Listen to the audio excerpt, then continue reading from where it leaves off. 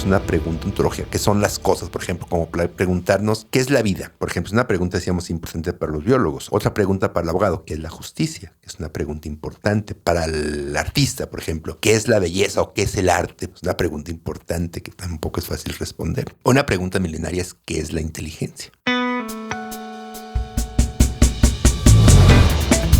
Hola, soy Iván Ortiz y esto es Eligiendo Futuro, tu podcast de orientación vocacional. En este espacio conversamos con grandes mentes de las carreras universitarias para desmontar mitos y descubrir realidades de cada profesión y así ayudarte a tomar una mejor decisión sobre tu futuro.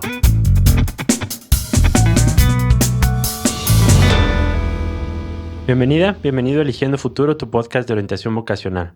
Sin duda nos espera una charla muy interesante, no solamente por el tema, sino porque nos acompaña el doctor Alberto Cuauhtémoc Mayorga Madrigal, gran pensador, gran filósofo, profesor de la Universidad de Guadalajara. Alberto, muchas gracias por estar aquí. ¿Cómo estás? Al contrario, Iván, muchas gracias por la invitación. Pues un honor que me invites a platicar de una de mis grandes pasiones, probablemente la más grande pasión que he tenido pues casi toda mi vida.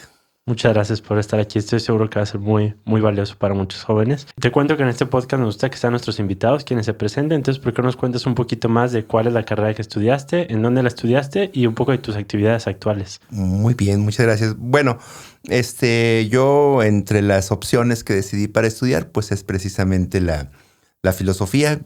Yo imagino durante el proceso estaremos trabajando. Estudié la licenciatura aquí en la Universidad de Guadalajara. Posteriormente estudié la maestría en filosofía, también aquí en la Universidad de Guadalajara, con las primeras generaciones. Y luego hice un doctorado en la Universidad Autónoma del Estado de Morelos. Y durante este proceso, pues uno de los trabajos principales que he tenido es como profesor, posteriormente profesor investigador. Empecé trabajando en prepas, posteriormente empecé a trabajar en la licenciatura en filosofía y después, también platicaremos de esto, los vínculos que hay de la filosofía con otras disciplinas. He trabajado como docente también en diferentes licenciaturas y posgrados también de la universidad.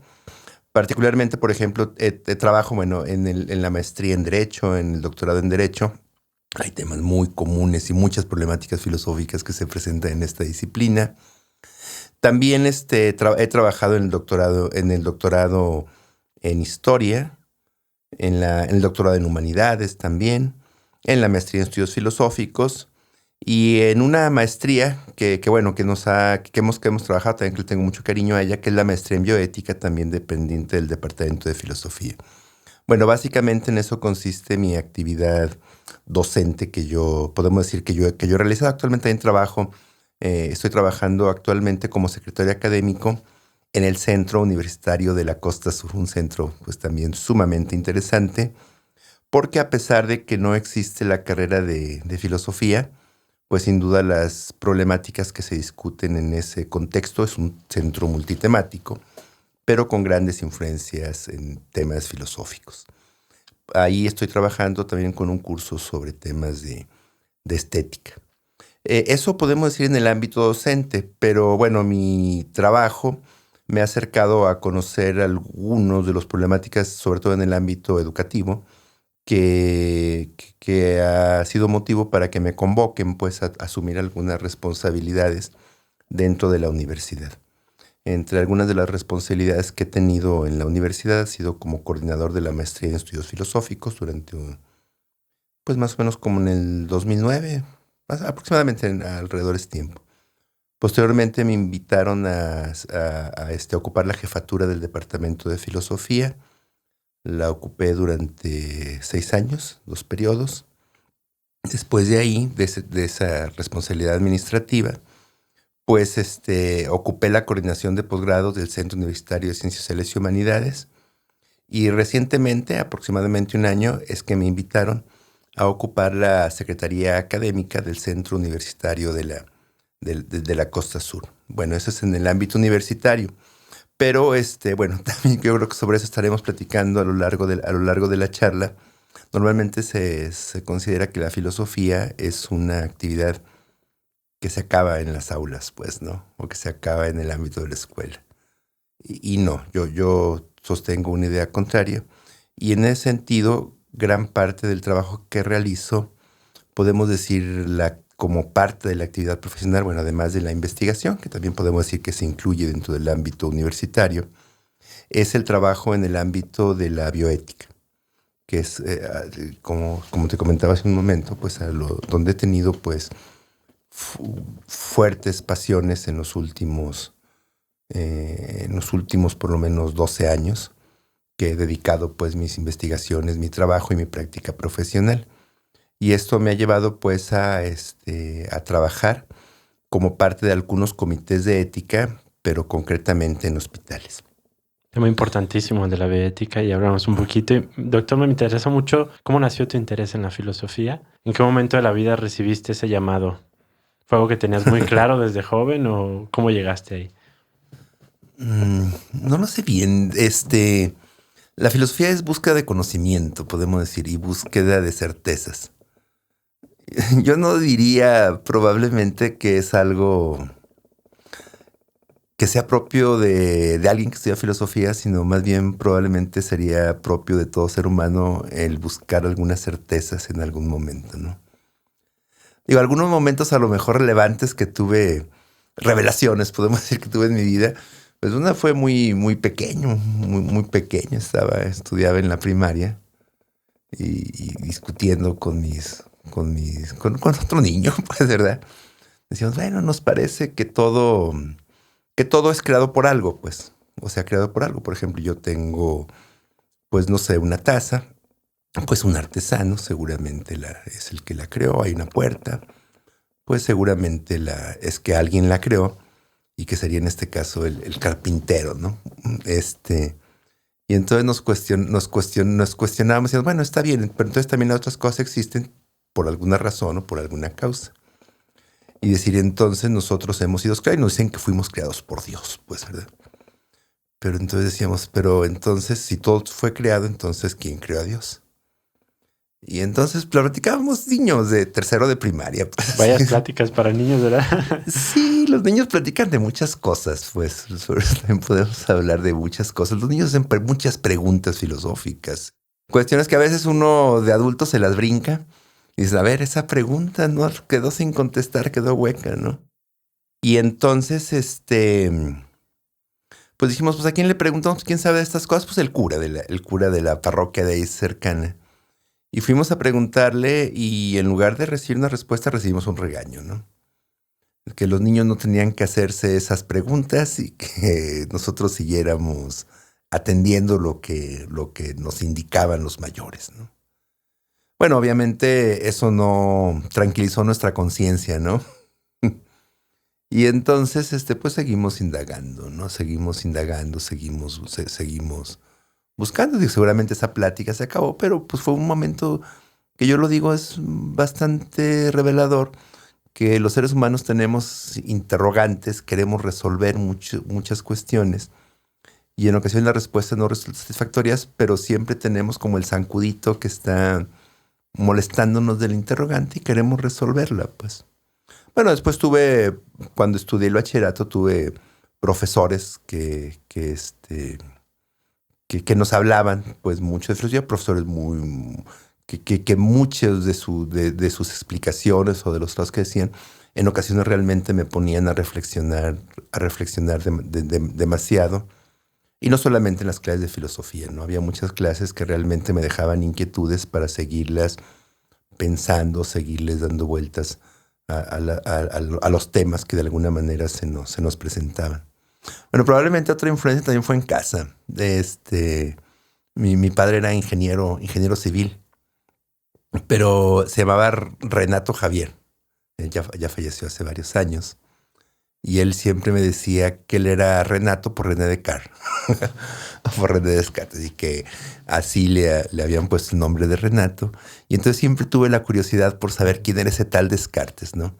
Y luego de repente, pues también desde muy chico uno empieza a hablar de grandes personalidades por sus ideas. Y entonces uno oye escuchar de Platón, oye escuchar de un señor que se llamaba Aristóteles, oye escuchar de otro señor que se llamaba Sócrates. Y siempre son como vamos, como sujetos que son ideales, o sea, qué trascendencia precisamente las personas quisiéramos conocer un poco más acerca de ellos, ¿no? Bueno, ¿qué podríamos decir, no?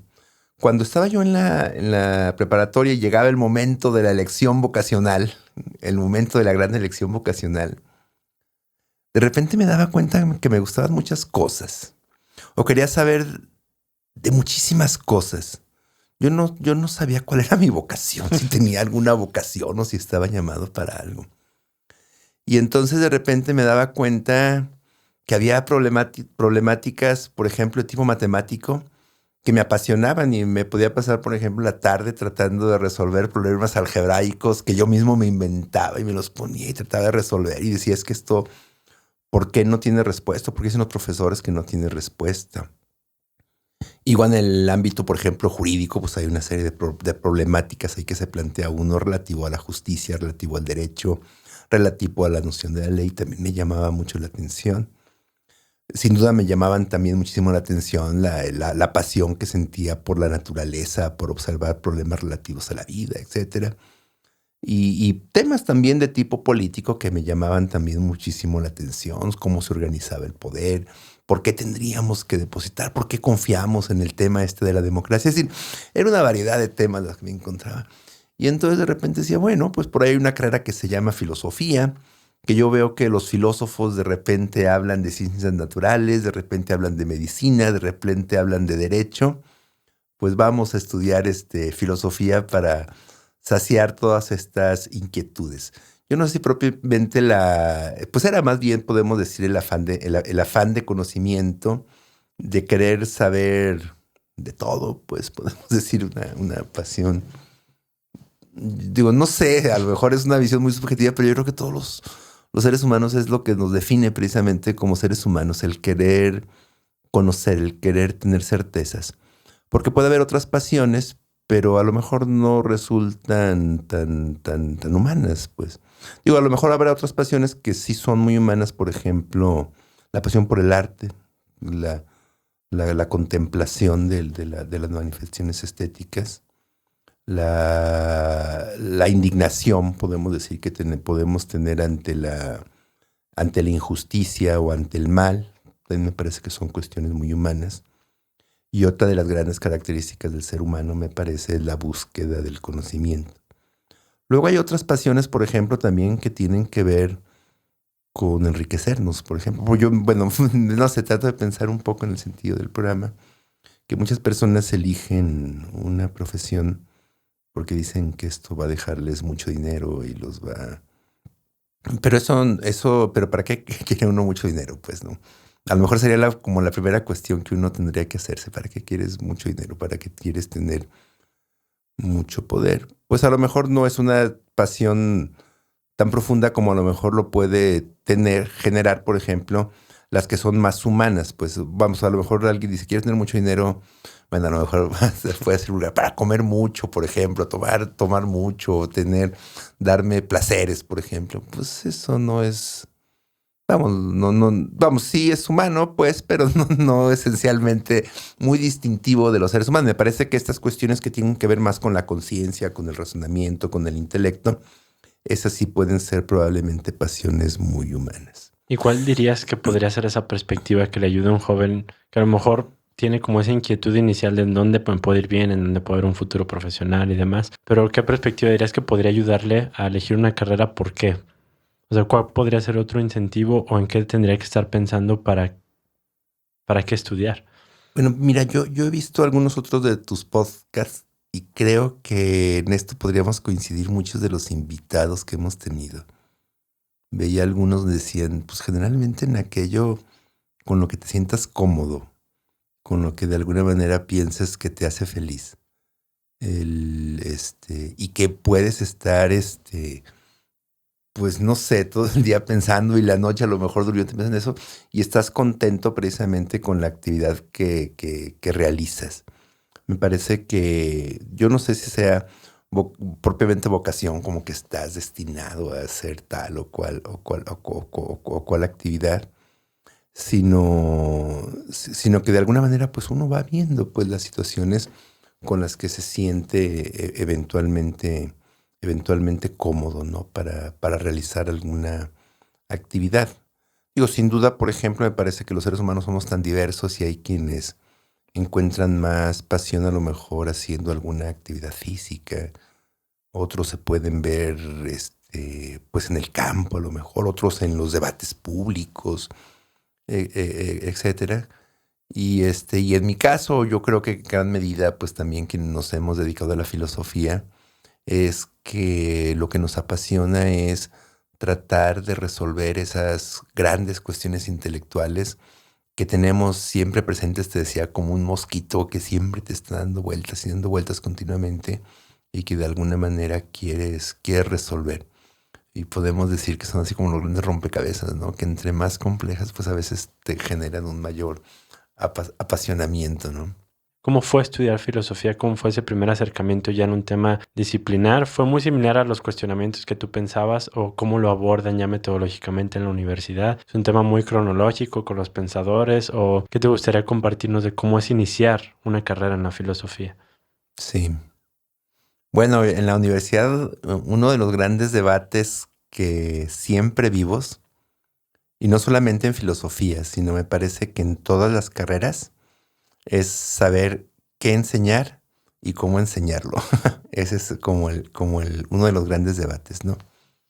Yo diría que en el ámbito de la enseñanza de la filosofía, bueno, hay gran debate que constantemente tenía, bueno, cuando me tocaba ser jefe del departamento de filosofía eran los grandes debates de que, por ejemplo, le decíamos a un profesor, le decíamos, a ti te toca, por ejemplo, ver un seminario sobre Aristóteles, por decir algo, ¿no? Tienes que dar el seminario sobre Aristóteles.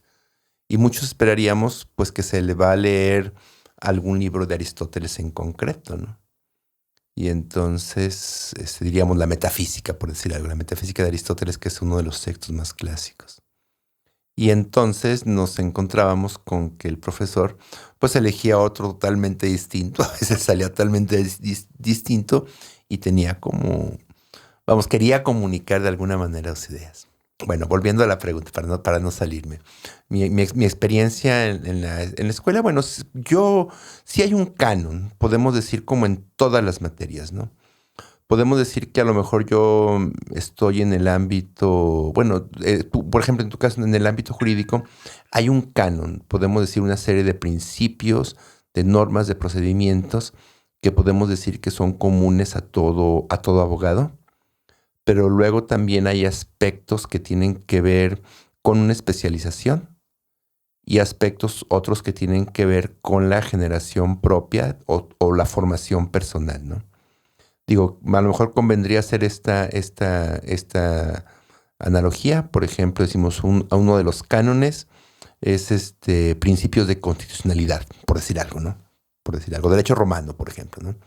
Que también es, por ejemplo, un curso que sí o sí llevan todas o a veces tienen que sufrir todos los que estudian, ¿no?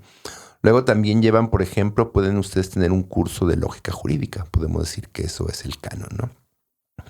Luego después, pues uno decide especializarse en derecho familiar, por decir algo, y entonces pues se dedica a todos los aspectos que tienen que ver con cuestiones de derecho civil, etcétera, y entonces especializa. Pero luego después, cuando uno realiza investigación o tiene que hacer sus tesis, pues entonces uno lo que hace ya es un trabajo, incluso está muy filosófico, que llega a ser el abogado, ¿no? Que entonces uno plantea los propios temas que uno quiere desarrollar. Que probablemente esa última parte es la que te motivó, ¿no? Por ejemplo, yo he platicado en algunas ocasiones con los psicólogos o con los médicos, por ejemplo, ¿no? Que a veces hay un problema muy particular que ellos quieren resolver, ¿no? A lo mejor un problema, bueno, voy a especular, ¿no? A lo mejor un problema de desintegración familiar que se vivió por una situación de alcoholismo en la familia, ¿no? Y entonces el psicólogo busca responder eso, ¿no? Y entonces ya en sus ámbitos de estudio, pues tendrá sus clases a lo mejor sobre Gestalt, sobre cuestiones que tienen que ver sobre psicoanálisis, sobre cuestiones de neuroanatomía, por ejemplo, esas cosas. Y entonces, bueno, eso probablemente forme parte del canon. Luego después a lo mejor se especializa en psicología familiar, por decirlo, pero luego ya después busca resolver ese problema principal que tenía. Creo que eso es muy común probablemente incluso en todas las profesiones. En todas las profesiones, que uno tiene una problemática muy concreta. A veces la pierde en el camino, pues si se apasiona, cuando empiezas a conocer, dices, ay, este tema está mucho más interesante, ni lo había pensado, ni lo había... Y entonces, pero no que uno abandone muchas veces el tema inicial, ¿no? Entonces ya propiamente cuando yo entré a la Facultad de Filosofía, es una anécdota muy bonita que te quisiera comentarte, una experiencia muy bonita que tuve. El primer día que llegué a clases de filosofía, llegué un poco tarde. Llegué como unos 10 o 15 minutos tarde y la clase ya estaba empezando. Y entonces entro a la clase y todos en silencio estaban. Y estaba un profesor dando una cátedra, pero de manera tan impactante y tan pasional que daba el profesor Luis Casar Gómez. Es un poco mayor, creo que todavía da algunas clases en el departamento. Digo, tengo ya más o menos como un año que no estoy en el departamento de filosofía, pero era tan impactante y tan apasionante la manera en que estaba comunicando que llegué y realmente me quedé con la boca abierta y todos callados escuchando con esa pasión que exponía. Principalmente exponía sobre la obra de Ortega y Gasset, un filósofo español. Y entonces cuando terminó la clase, yo no sabía si tenía que aplaudir o pararme o qué hacer, porque era algo sumamente emocionante. Y en ese momento, en la primera clase que tomé, dije, no me equivoqué. Yo tengo que estudiar filosofía, y más al sentir precisamente esa gran pasión que tenía este profesor. Sin duda, y luego también, después, todos los profesores, yo estoy muy agradecido con todos mis profesores cuando yo estudié en la licenciatura en la Universidad de Guadalajara. Para empezar, era raro el profesor que faltara. Casi nunca faltaba. Uno o dos, sí, durante toda la carrera son contados los profesores. Pero en todos era muy viva la pasión. No eran esos profesores que van para cumplir y ganar su cheque, sino que sentían independientemente casi del método que utilizaran, el hecho de que con la pasión que te comunicaban y esa apertura, podemos decir que siempre tenían, bueno, a lo mejor es una característica de los profesores de filosofía, el tener esa apertura para poder estar abiertos a la crítica. Creo que eso también no es muy común en otras carreras, ¿no? Que el profesor dicta una cátedra y lo que dijo es como la ley o la palabra de Dios. No sé, eso no se discute, ¿no? En filosofía no. En filosofía, puedes decirle abiertamente al profesor que no estás de acuerdo con él y estás equivocado. Bueno, tendrías que exponer eventualmente tus razones. Y eventualmente también estar preparado, pues, ¿verdad? Haberte adentrado al tema como para poder hablar por hablar. Para poder dialogar. Y luego también con mis compañeros, pues de eso hablábamos. Luego pues como todos los jóvenes cuando estás en la facultad, hacen reuniones y esas cosas, pues las reuniones terminaban siendo hablando sobre estos temas extraños de los que a veces se ocupan los filósofos y con una gran profundidad como lo tratábamos. Qué padre conocer esa historia, muchas gracias. Y me gustaría mucho si pudiéramos abordar ahora sí que el ABC de la profesión, que nos pudieras compartir desde tu punto de vista qué es y para qué sirve la filosofía. Mira, había un filósofo que se llamaba Reisieri Frondizi, porque es una pregunta que siempre se ha planteado. Bueno, es un poco sarcástica la respuesta que da, porque dice, la filosofía no sirve para nada porque no es sirvienta de nadie. Decía Reisieri Frondizi cuando le plantearon esa pregunta. Bueno, mira, yo creo, Iván, que podríamos plantearlo en los siguientes términos para hablar como para qué sirve la filosofía y luego si quieres hablamos del canon más claro que sí. Podemos empezar por esta última. Perfecto. Bueno, a lo mejor es una concepción incluso muy particular que yo tengo. Yo creo que todos los seres humanos, además de tener necesidades biológicas que tenemos que satisfacer, bueno, también la idea no es mía, también la plantea, justo Ortega y Gasset la plantea, tenemos necesidades que nos gusta satisfacer, o queremos, o tenemos la necesidad de satisfacer. Generalmente hablamos de necesidades biológicas. Y entonces, si sentimos enfermedad, pues sentimos la necesidad de aliviarnos, buscar un alivio. Y entonces podemos recurrir pues al té que nos da nuestra abuelita. Pero si las cosas se ponen difíciles, entonces buscamos recurrir al experto en salud, ¿no? Y entonces, pues por eso existen los médicos, pues, ¿no? Luego también podemos a lo mejor también sentir hambre, pues, y nosotros podemos a lo mejor resolver fácilmente esa cuestión en casa, si tenemos algo en la despensa. Pero en ocasiones también si queremos algo más, un placer más, pues a lo mejor vamos a algún restaurante y por eso existen los chefs o existen otros, ¿no? Y así podemos decir que buscamos satisfacer generalmente las necesidades biológicas. Bueno, una cuestión que quisiera plantear es que es común que cuando no satisfacemos algunas de nuestras necesidades, entonces hay una alteración en nuestro organismo. Creo que a lo mejor todos los que nos siguen aquí en el podcast estarán de acuerdo conmigo en que, o conocerán a alguien, pues, que cuando no ha logrado satisfacer plenamente el hambre, cambia su carácter y se vuelve muy enojón, pues, ¿verdad? Y entonces reclama y come y se siente, podemos decir, un poco más satisfecho, ¿no? Bueno, así como tenemos nosotros, y hay otro tipo de necesidades biológicas, podemos a lo mejor extender mucho el ámbito de las necesidades biológicas, piensen ustedes en las que quieran, pero además de los seres humanos, además de tener necesidades biológicas, y eso me parece que nos distingue de otros seres vivos, es que tenemos necesidades intelectuales. Los seres humanos necesitamos conocer, necesitamos saber. Y entonces esta característica precisamente de la búsqueda de saber nos lleva a buscar precisamente el querer eventualmente satisfacer las necesidades más profundas y queremos saberlas con certeza, como el ejemplo que te ponía de cuando era niño, ¿no? O sea, yo quería saber, no sé por qué, pero quería saber cuál era esa causa de por qué existía esa entidad a la que le llamaban Dios. Además, ni siquiera me cuestionaba ontológicamente cuál era la naturaleza de Dios, sino simplemente, pues, ¿por qué existe eso? Pues, ¿verdad? Entonces buscamos de alguna manera a los seres y no estamos satisfechos hasta que no encontramos una plena respuesta, ¿no? Pensemos incluso en algunas cuestiones sencillas, ¿no? Si alguien es aficionado a algún deporte y no pudo ver el partido, pues está inquieto. Es decir, ¿cómo habrá quedado mi equipo favorito?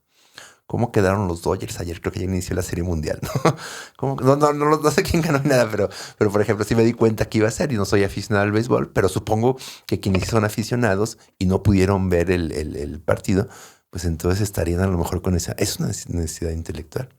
Pero hay necesidades que eventualmente se vuelven, podemos decir, más profundas, ¿no?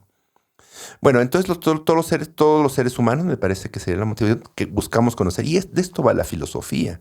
La filosofía eventualmente creo que podemos entenderla como una búsqueda de saberes en diferentes ámbitos, pero que se encuentren eventualmente bien fundamentados.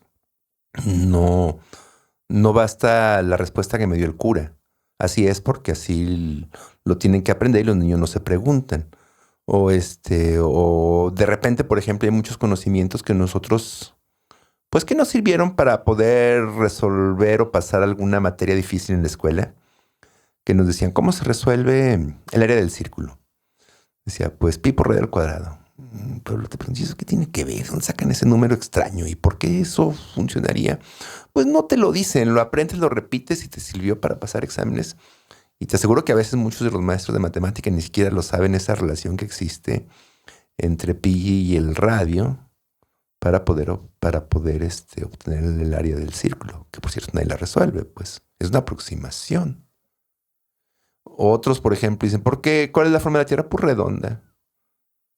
¿Y a quién le consta? ¿O cómo lo puedes de alguna manera? No soy terraplanista, ¿eh? Sí creo que la Tierra tiene más o menos una forma redonda, pero de alguna manera justificar ese tipo de conocimiento. Y bueno, y realmente lo que te cuestionas, digo, porque habrá muchas cuestiones que dices, bueno, a mí me interesa poco, no me interesa nada saber si puedo sacar o no el área del círculo, pues lo repito y me sirve para pasar los exámenes y ya lo hago. Y no pasa nada, porque tampoco podríamos eventualmente cuestionarnos sobre todas las cuestiones que eventualmente pues están a nuestro alrededor y conocemos, ¿no? Vamos, en ocasiones a mí me basta saber que apretando un botoncito se va a encender la luz o se va a iluminar mi habitación apretando un botoncito, pero la intrincada tecnología que se encuentra alrededor de ese simple apretar el botoncito, si ya me quedé con lo último. Todo eso, pues a lo mejor muchos no les interesa saberlo, ni les interesa conocerlo, y no tendríamos por qué, porque sería a final de cuentas imposible. Pero cuando realmente podemos decir que este mosquito está constantemente pegando, pues entonces eso te lleva a buscar un conocimiento. Entonces, con lo que quiero decir con esto es que, ¿para qué sirve, volviendo a la pregunta inicial, ¿para qué sirve la filosofía? Pues es un intento de satisfacer esta necesidad intelectual que tenemos los hombres de conocer. Así de sencillo. Y hay diferentes intentos. Podemos decir que uno de los intentos se han dado a través de la religión, pero bueno, a muchos no nos satisfacen muchas de las respuestas que se dan en varios sentidos. Vamos, por ejemplo, la explicación de la vida, la explicación de los aspectos políticos, esas cosas. Me parece que las respuestas nos dejan mucho a deber, vamos, pues nos dejan mucho a deber en cuestiones de conocimiento. La religión nos deja mucho a deber. Las ciencias pues es otra alternativa. De hecho, se dice con mucha frecuencia que la filosofía es la madre de todas las ciencias. Bueno, sí y no. Sí, porque antes de que existiera propiamente las ciencias, que propiamente se consolidan, pues, durante la Edad Moderna, siglo XVI, XVII, XVIII, comienza a consolidarse propiamente las ciencias, y antes todo se daba en el ámbito de la filosofía. O sea, era lo mismo, ciencia y filosofía es lo mismo. Por ejemplo, las grandes obras de Aristóteles, que podemos decir que son de los grandes filósofos súper enciclopedistas, o Platón, o Tomás de Aquino, o Descartes, por ejemplo, René Descartes, etcétera. Las grandes obras de aquellos tiempos, pues los filósofos realmente se ocupaban de todo, ¿no? Así como te decía que me motivaba a estudiar filosofía, pues es que todo me interesa las matemáticas, la política, la naturaleza, las leyes. O sea, a lo mejor es una cualidad que a lo mejor que tiene el que busca estudiar filosofía, quiere saber muchas cosas y de todo. A final de cuentas, bueno, y la especialización contemporánea a veces no te lo permite. No te lo permite del todo, ¿no? Pero entonces, bueno, la idea básica que diríamos precisamente es que las ciencias, las ciencias contemporáneas, pues se han súper especializado en algunas temáticas. Pensemos a lo mejor los temas que hay en salud. Pues las especialidades médicas, yo creo que no te alcanza la memoria de los mismos médicos para poderlas decir todas las super especialidades médicas que encontramos en la actualidad, ¿no? Vamos a súper especializado. Y entonces, por ejemplo, bueno, es una cuestión muy particular. Por ejemplo, el odontólogo se ocupa solamente de una parte muy específica del ser humano y del organismo. Y a lo mejor es que yo me gustaría entender todo el fenómeno de la vida y todo el fenómeno de la salud-enfermedad, ¿no? Y entonces, vamos, en este mismo afán de conocimiento, las ciencias se especializan pues demasiado, lo cual me parece muy bien. Tiene que haber una fuerte colaboración entre ciencia y filosofía. Pero antes, precisamente, pues podemos decir que es una labor común, ¿no? La búsqueda de satisfacer estas necesidades intelectuales en la ciencia y la filosofía, la búsqueda de satisfacer estas necesidades intelectuales, pero más actualmente, podemos decir, te decía, en un momento dado la filosofía se ocupaba de los temas de la ciencia. Te mencionaba precisamente, pero creo que no lo mencioné, el caso de Platón y Aristóteles, que tienen textos sobre física, tienen textos sobre las leyes, por ejemplo, sobre las constituciones, sobre política, sobre ética, sobre el alma incluso, sobre estética, por ejemplo, la gran obra de Aristóteles de la Poética, que es un tratado impresionante sobre cuestiones de arte. O en la República de Platón también hay cuestiones muy específicas sobre cuestiones relativas a la música. También Descartes trata cuestiones relativas a la música, a los cielos, a la cosmología, etcétera. O sea, todo, a la biología, al ser humano, etcétera. Ahí, vamos, se ocupaban de todo, a final de cuentas. Se centraba en el ámbito de la filosofía. Pero de manera más contemporánea, podemos decir, cuando surge la especialización de la ciencia, pues mucha de la reflexión que se hacía, por ejemplo, en el ámbito de la biología, pues la hacen los biólogos. Pero sobre eso podemos también hablar. Sigue habiendo muchas cuestiones filosóficas. Por ejemplo, en el ámbito del derecho. Ciertamente hay muchas cuestiones que ¿quién resuelve o habla con precisión, podemos decir, con autoridad, podemos decir, en los ámbitos de derecho? Pues los abogados, ¿no? O quien se forma en derecho. Pero eso no implica que todavía persistan muchas cuestiones que están más allá del trabajo común que hace el abogado o el biólogo, y que son cuestiones que podemos decir que siguen quedando reservadas en el ámbito de la filosofía, ¿no? Y entonces podemos decir que mucho del trabajo contemporáneo que se hace dentro de la filosofía tiene mucho del trabajo que actualmente se hace dentro de la filosofía, o generalmente la filosofía, tiene que ver con esas preguntas que en general se plantean las diferentes disciplinas o las diferentes ciencias, pero que se encuentran como en la frontera y entonces requieren un metaanálisis, un análisis, podemos decir, de otro nivel, que buscan precisamente la resolución. Bueno, no me dejarás mentir, por ejemplo, en un tema que te voy a plantear ahorita por tu formación. O sea, todos hablamos de la justicia, todos los seres humanos. Todos, de alguna manera, podemos decir que tenemos algo de abogados, porque todos nos buscamos una opinión sobre el tema, todo el mundo. Pero el que se especializa es el abogado y es al que confiamos y al que recurrimos cuando queremos enfrentar un problema de este tipo.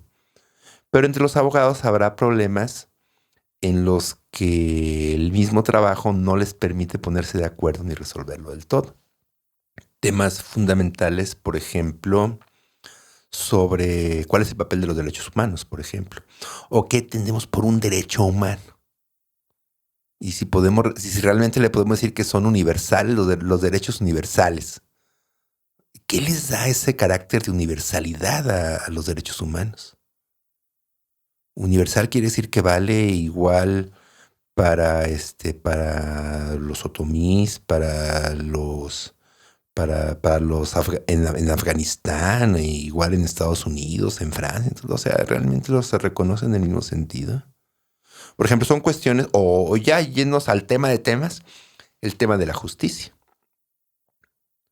Donde saber, por ejemplo, saber qué es la justicia, que es el tema, podemos decir, la estrella en el ámbito del derecho, pues los abogados no hay dos abogados que estén de acuerdo, ni seres humanos, casi diría, ¿no? Bueno, lo mismo, y entonces esas podemos decir, son cuestiones filosóficas que se enfrentan. Si se intenta dar una respuesta desde el derecho, a veces te pierdes de muchas otras cosas que son importantes. Exacto. Y entonces, ¿qué haces? Pues nos ocupamos de lo que sí podemos resolver, lo cual es normal, ¿eh? Lo cual es normal porque dices, bueno, no voy a entretener esto. A mí lo que me interesa es probablemente resolver un juicio o hacer una propuesta. Y sobre eso que a lo mejor no nos ponemos de acuerdo, pues eso lo dejo de lado. Pero bueno, te ponía este ejemplo, pero también podemos decir que ocurre en el ámbito de la biología. Podemos decir cuál es la pregunta más importante que se plantea el biólogo, o la pregunta central, ¿qué es la vida? ¿No? Pues no, sobre lo que es la vida, esa pregunta es una pregunta filosófica. Totalmente, y qué interesante. Y justo que estamos hablando de la importancia de la filosofía, me interesa mucho conocer tu visión de cuál es la importancia y la relevancia que tiene esta disciplina para el día de hoy y de cara a los retos que nos enfrenta el futuro.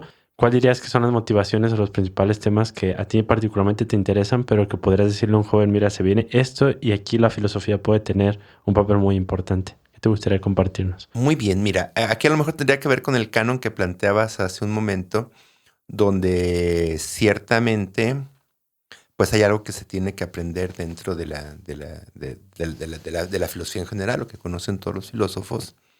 Y entonces es muy común que, bueno, me parece que muchos de los que se siguen precisamente el podcast, pues son estudiantes de bachilleratos que buscan de alguna manera definir su profesión, pero a veces los profesores son inspiración, ¿sí? Y entonces muchos a lo mejor estudian matemáticas porque les fascinaba como su profesor de matemática les explicaba de una manera clara y concisa. Pero te digo que a veces la vocación es muy extraño. A veces la motivación Llega. la dan determinado tipo de circunstancias o a veces una inspiración de alguna persona o circunstancias que encuentro o vivencias familiares, como te decía, por ejemplo, en el caso de los psicólogos, ¿no? El del médico, ¿no? Que decíamos que a lo mejor había ciertos padecimientos comunes en la familia y entonces quieres de alguna manera,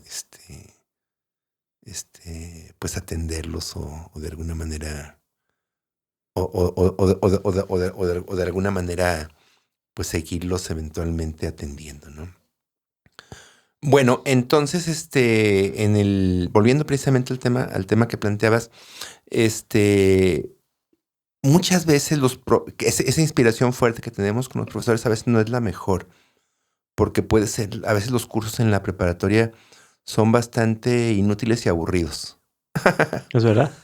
Bastante, porque te aprendes, dices, ¿yo qué quiero saber? Que si el ser o el no ser de Parménides, ¿y eso en qué me sirve para la vida? Otros, me acuerdo que en uno de los podcasts que escuchaba que tú decía, es que yo me aprendía la raíz cuadrada y jamás la he resuelto o le he sentido que me sirve para resolver algo en mi vida. Y entonces, pero ocurre con todas las materias. Hay un autor que decía, bueno, en la escuela nos obligan a interesarnos por cosas que no nos interesan.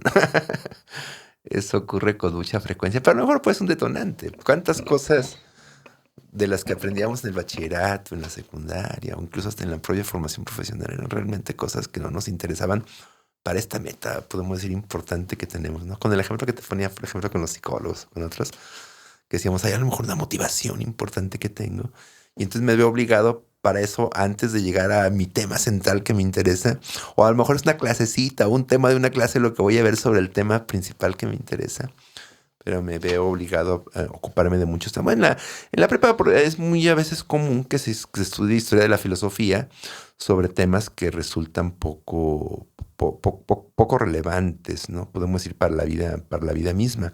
Ha habido modificaciones en el bachillerato, digo, pensando en esta motivación, donde tratan de enfocar la enseñanza en función de problemas. Bueno, era una moda, podemos decir, una forma de enseñar. Me parece que hasta cierto punto es pertinente, porque me parece que si se habla de lo que a ti te interesa, pues te motivas más o te permiten conocer. Pero ¿cómo saber lo que le interesa a un joven del bachillerato, no? Eso está difícil, ¿no? A lo mejor tienen preguntas de cómo se origina la vida, por ejemplo. Otros tienen preguntas de cómo atender determinado tipo de enfermedades o cómo socializar o cómo... las cuestiones en un momento dado resultan bastante complejas, ¿no? Bueno, la filosofía, entonces decíamos en la actualidad, me parece que tiene sentido porque las problemáticas o las dudas, podemos decir, intelectuales, siguen teniendo una raíz, podemos decir, de tipo filosófica, o hay problemáticas filosóficas que no se resuelven del todo. Durante muchos años se llegó a hablar de la muerte de la filosofía, sobre todo durante el siglo XVIII, siglo XIX, se hablaba de la muerte de la filosofía, porque se pensaba que las ciencias ya podían resolver ese tipo de problemáticas en lo que se refiere al conocimiento. Y respecto a las cuestiones prácticas, pues la tecnología llegaba de alguna manera a solucionarlos, ¿no? Bueno, hoy sabemos que realmente sigue habiendo muchas cuestiones, como te decía hace un momento, de frontera que necesitamos resolver. Vamos, por ejemplo, una pregunta que a lo mejor nos planteamos hoy muchas personas en diferentes ámbitos, es si la inteligencia artificial, por ejemplo, realmente va a ayudarnos a construir una mejor sociedad o nos va a consolidar como mejores seres humanos. ¿Tú tienes una respuesta sobre eso? Sí he reflexionado muchos años sobre cuestiones que tienen que ver con la tecnología. En este caso me parece que la inteligencia artificial es un tipo de tecnología. Podemos ir en las fronteras del trabajo tecnológico de la inteligencia artificial o de los usos. Y entonces muchos de los foros que se plantean, por ejemplo, tienen que ver con cuestiones éticas de la inteligencia artificial. Digo, más que respuestas, seguramente tengo más bien muchas cuestiones que me parece que es importante que en los diferentes ámbitos donde se desarrolla este tipo de tecnología se haga una reflexión desde el punto de vista filosófico. Y sí que se han hecho, por ejemplo, en muchos foros. Uno de los temas, podemos decir, estrellas que se discute dentro de la inteligencia artificial es una cuestión de antropología filosófica. Realmente la artificialidad nos va a ayudar a constituirnos mejores como mejores seres humanos. Y realmente podemos decir que no nos está sustituyendo para las decisiones morales fuertes la tecnología. ¿O qué queda del ser humano, pues? ¿Y cuál es la naturaleza? Si realmente le podemos llamar a un algoritmo, le podemos llamar inteligencia, por ejemplo, a un algoritmo programado, por ejemplo. Bueno, digo, sí tendría algunas respuestas que serían obviamente bastante debatibles, pero si lo dejamos para otro podcast, porque si no aquí nos podríamos pasar, nos podríamos tratar 3-4 horas, por ejemplo, hablando de la naturaleza de la inteligencia artificial, en tanto que una manifestación tecnológica es una pregunta ontológica. ¿Qué son las cosas? Por ejemplo, como preguntarnos ¿qué es la vida? Por ejemplo, es una pregunta, decíamos, importante para los biólogos. Otra pregunta para el abogado, ¿qué es la justicia? Que es una pregunta importante para el artista, por ejemplo. ¿Qué es la belleza o qué es el arte, por ejemplo? ¿No? Es una pregunta importante que tampoco es fácil responder. Una pregunta milenaria es ¿qué es la inteligencia? ¿Sí? Y si la inteligencia puede realmente ser artificial o solamente hay inteligencia humana, por ejemplo. Son cuestiones que podríamos plantearnos. Entonces, lo que yo planteo es que el desarrollo tecnocientífico,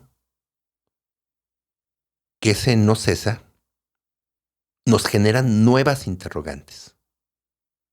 Nuevas interrogantes. Bueno, te voy a plantear, si me permites, adelante, plantearte, por ejemplo, un tema bien interesante por el cual me introduje a la bioética, porque encontraba, entre muchas preguntas, una bien interesante. Aproximadamente en los años 50 fue posible técnicamente lo digo, hacer trasplante de órganos.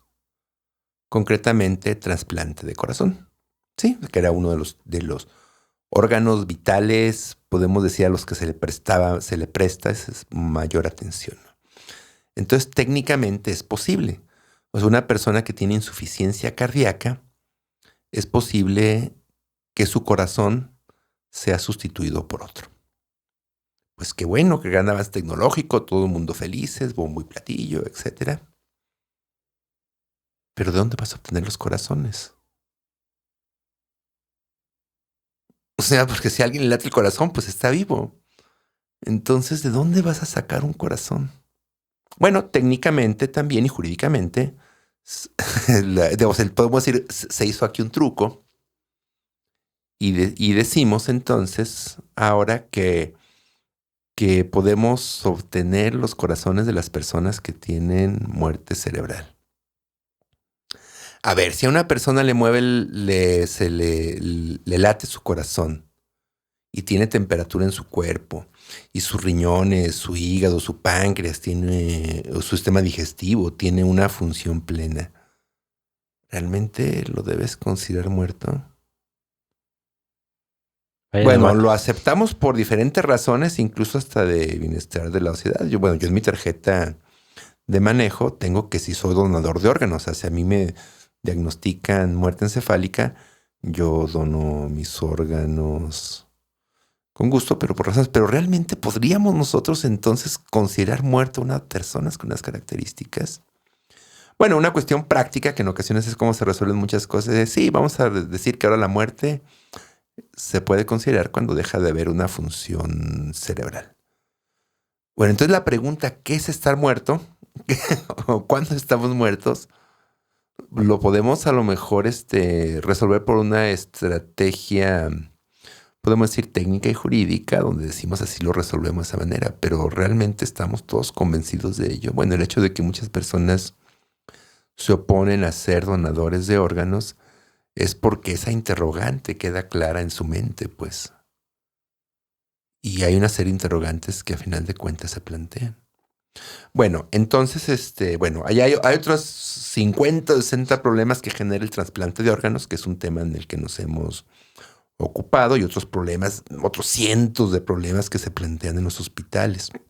Mira, Iván, normalmente en un programa de orientación vocacional, pues pensamos en los chicos del bachillerato. Totalmente. Pero algo curioso que ocurre, por ejemplo, en las escuelas de filosofía, es que muchos de los estudiantes son adultos que tienen otra carrera o que son jubilados incluso, ¿no? Era muy común, por ejemplo, creo que todavía sigue ocurriendo en el departamento, que muchos, por ejemplo, son médicos.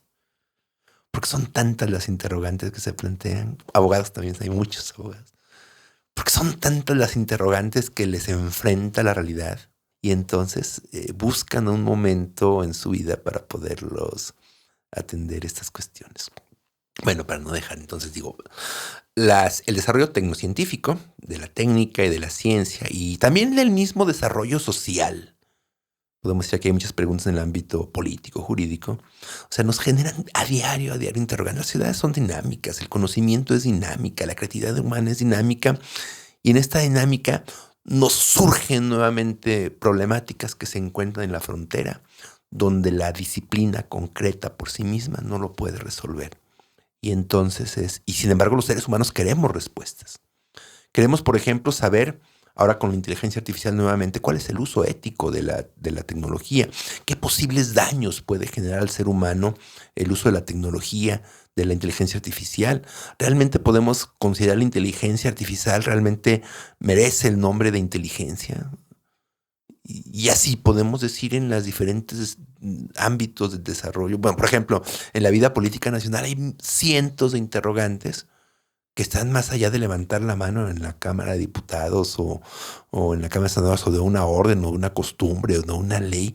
Hay un conjunto de interrogantes muy fuertes que se plantea también en el ámbito político y están precisamente, podemos decir, en las fronteras de la disciplina. Y entonces ese es el sentido de la actividad filosófica. Qué interesantes planteamientos, doctor. Me imagino que es muy común en la filosofía decir que se va el tiempo volando, hablando de estos temas que son muy interesantes. Y antes de pasar al cierre, me gustaría hacerle unas breves preguntas de respuesta corta, lo primero que se le venga a la mente, pero también se va a explicar por qué. Un filósofo y una filósofa, un hombre y una mujer, ¿a quienes usted admire? Bueno, de filósofas a Hipatia de Alejandría y de filósofos a Kant, Immanuel Kant. ¿Hay algo que te hubiera gustado hacer o haberlo hecho mejor durante tus años universitarios? Pues me hubiera gustado tener el tiempo para leer a muchos autores que me llamaban la atención y no me daba el tiempo no me daba el tiempo para tanto. ¿Quién ha sido tu mejor maestro o maestra? Ay, pues aquí sí, todos mis profesores de filosofía. ¿Te gustaría mencionar algunos? De verdad a todos. Bueno, te mencionaba, por ejemplo, el caso del profesor Luis Casar, que a mí me impresionaba cómo daba sus clases. El profesor Carlos Bevia Romero, que también me gustaba mucho, daba sus clases. No, pero todos mis profesores, la verdad, yo estoy muy agradecido con mis profesores, con todos mis profesores. También muchos de mis profesores de preparatoria, porque, pues no sé, a lo mejor tuve mucha suerte que casi todos mis profesores de la Universidad de Guadalajara tenían una gran vocación y yo les tengo mucho agradecimiento, ¿no? Si me piensas, no, pero es que también me enseñaba estas otras cuestiones y me dejó a lo mejor esta idea muy, muy grabada. Y a lo mejor era muy enojón y muy regañón, pero nos enseñaba bien. En fin, creo que casi todos mis profesores les tengo mucho agradecimiento yo. Qué bueno saber eso. ¿Recomiendas estudiar filosofía? Sí, la verdad, o sea, si realmente tienen esa pasión por el conocimiento, yo sí que recomiendo estudiar estudiar filosofía, vamos, se encontrarían precisamente rodeados de una comunidad con ese mismo interés por conocer. Mira, aquí quisiera mencionarte algo. Hay como dos tipos aquí en México, dos tipos de escuelas de filosofía, ¿no? Una que es en los seminarios, donde sí estudian filosofía, pero normalmente para formarse para posteriormente estudiar una carrera religiosa. Pero entonces ellos estudian la carrera de filosofía, podemos decir casi obligados, ¿no? Pero sin embargo, en las universidades públicas, pues uno elige estudiar filosofía y es porque de alguna manera, pues ve en los estudios, digo, no creo que nadie estudia a nadie a ciegas si no se da una idea, porque en esto encuentra precisamente una satisfacción personal. Y como se ha dicho también aquí en tu podcast en otras ocasiones, o sea, yo creo que hay que buscar estudiar filosofía porque quieres hacerlo, pues como puedes estudiar a lo mejor otras carreras y no necesariamente pensando en el beneficio económico que puedes tener, que luego también incluso la filosofía, no, quien estudia filosofía luego desarrolla algunas habilidades en ese sentido para satisfacer esas necesidades materiales muy interesantes, pues normalmente, vamos, los filósofos, por ejemplo, al menos que aprenden muy bien los filósofos, yo en alguna ocasión dentro de las actividades, podemos decir administrativas que he tenido, yo prefería contratar filósofos, ¿sabes? Para los trabajos administrativos en la universidad, por tres razones. Uno, bueno, a veces era un perfil de filósofos, ¿eh? Uno, porque sabían leer muy bien. ¿Sí? Entonces había un proyecto de, no sé, de transformación de las escuelas, por ejemplo. Sabían leer muy bien. Luego, además, sabían encontrar las debilidades que podía tener a lo mejor una propuesta o un texto. O sea, de una manera crítica. Y los mejores todavía, muchos desarrollan esta última alternativa, generaban soluciones a la problemática. O sea, imagínate esas tres cualidades casi en cualquier ámbito de la vida práctica, por decir algo, en una empresa, en una oficina de gobierno, en cualquier otro ámbito laboral, hasta, pues no sé, en cualquier ámbito laboral, esas tres cualidades, pues son un buen aliciente para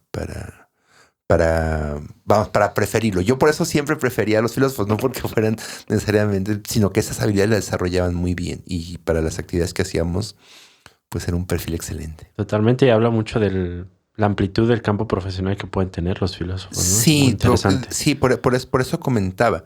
Me parece que a veces se piensa que el filósofo pues termina solamente en las aulas o en la investigación, pero normalmente pues las habilidades, los saberes, las actitudes podemos decir que se consolidan profesionalmente. De esa paciencia, por ejemplo, vamos, aprendes a leer con mucho cuidado, ¿no? Bueno, hace rato me preguntabas así sobre cómo eran las clases en algunas ocasiones. Por ejemplo, había clases durante todo el semestre que solamente la dedicábamos, por ejemplo, a leer el prólogo de un libro. Porque lo veíamos así con un cuidado y un detalle y revisábamos la etimología, por ejemplo, de cada palabra o rastreábamos históricamente cómo se había venido trabajando un concepto. Otro texto, por ejemplo, era la lógica de Hegel, donde solamente leíamos un fragmento del texto. Entonces, era un tipo de lectura muy, muy, muy, muy, muy cuidadosa, ¿no? Entonces, por ejemplo, ya el tener que leer, no sé, un proyecto para mejorar las condiciones, por ejemplo, del mobiliario de una oficina, pues no les costaba nada de trabajo, pues. Creo que diríamos, después de leer a Kant, después de leer a Hegel, después de leer a Heidegger y tratarlo de comprender bien, pues todo texto les parecía más sencillo. Entonces podemos decir que eran habilidades importantes que desarrollaban. Bueno, no digamos también el tema de la escritura. A lo mejor dijéramos, el filósofo aprende a leer, a escuchar, a escribir, a razonar, vamos, cosas muy humanas, pues, muy humanas, pero a lo mejor podemos decir con una mayor, de una manera muy, muy como de bisturí, podemos decir, o con mucho cuidado, pues cuidan mucho sus palabras, etcétera. Para quienes quieren irse acercando al estudio de la filosofía, ¿podrías recomendarnos un libro, una serie y una película? Los diálogos de Platón no son difíciles, o cualquier obra de Aristóteles tampoco son muy difíciles. Creo que los ayudarían a entender bien. Bueno, mencionamos ahorita el caso de Ortega y Gasset, me parece que también es un filósofo que no son muy difíciles de leer. Hay quienes empiezan con Nietzsche, por ejemplo, también porque tiene temas bastante polémicos, o los títulos muy polémicos, aunque no es sencillo. Y a veces no, el título a veces no es lo que te esperabas. Camino arriesgado. Con Nietzsche. Entonces era La Naranja Mecánica. No soy muy cinéfilo, pero sin embargo esta película que me apasiona y que la vuelvo a ver y la vuelvo a ver, sí. Muy bien. Y por último, si no hubieras sido filósofo, ¿qué carrera hubieras elegido? Ay, mira, ahorita es que podemos decir esa mosquita que uno tiene de que te apasionas de repente por muchos temas, sigue vive en mí. Ahora yo estoy trabajando en el Centro Universitario de la Costa Sur, donde mucho del trabajo que se realiza tiene que ver con los bosques, con la naturaleza y con aspectos de investigación biológica. Probablemente biología, fíjate. Probablemente biología hubiera estudiado, tal vez biología marina, algo que tuviera que ver con un acercamiento que también me parece, me maravilla, pues, muchos de los misterios que siempre nos ve a la naturaleza. Qué interesante, doctor. Probablemente eso. Doctor, ha sido un gran gusto platicar contigo. Muchísimas gracias por formar parte de este proyecto. No, al contrario, Iván, y muchas felicidades de veras por el proyecto que tienes. Es una excelente producción y me parece que es de un excelente apoyo para todos aquellos que quieren, pues, decidirse en el momento de elegir una carrera profesional. Felicidades de veras, Iván. Te agradezco también por este esfuerzo que tú haces. Muchas gracias a ti. Y para quienes nos escuchan, muchas gracias por acompañarnos. En Eligiendo Futuro ofrecemos charlas personalizadas de orientación vocacional. Para mayor información, puedes contactarnos a través de nuestras redes sociales. Nuestro agradecimiento a Cocrea, casa productora.